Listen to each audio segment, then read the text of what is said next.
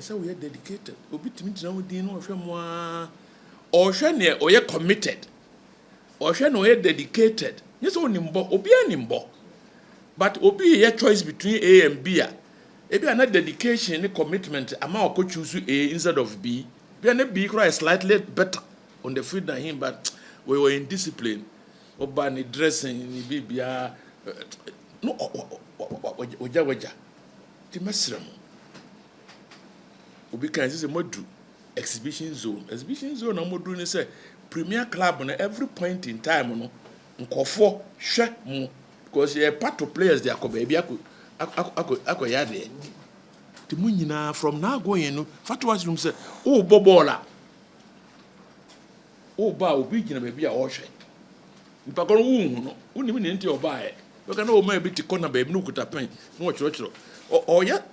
scouting ama obi ti no oba ho no ti e besre mo ara misacting bi discipline dedication ahun fama say enija amode abaye mpotem ho no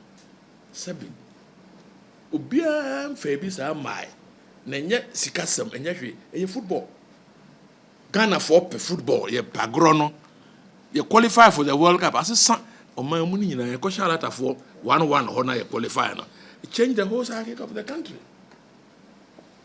aban so ani je ho sabon no e be kunanim ekwan bi aban be 5 be ye ne be na stadium no menim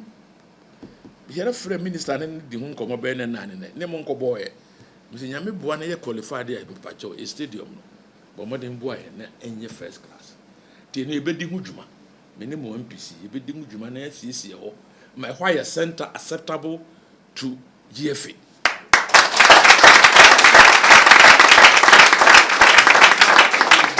the young person say ma kotogo qualify na che say mo center ne hia mo sisi o ti ase say ewe odan ana beboa menuanum MPC nyina akora na yire before be fe match na pride for barak nkesu for ba na visa for ko oni e be fa fom yeso ne nante fom visa ko ball o fi visa ko ball na wonya ka onko e na mre we line na 2.5 no to johnson nti ni nyina e be baso madaroma na saa de nyina be ma mpotem ho no enije aba nti ye demase mummo ne ye na bo sha me share mu no nso sikafam me de aba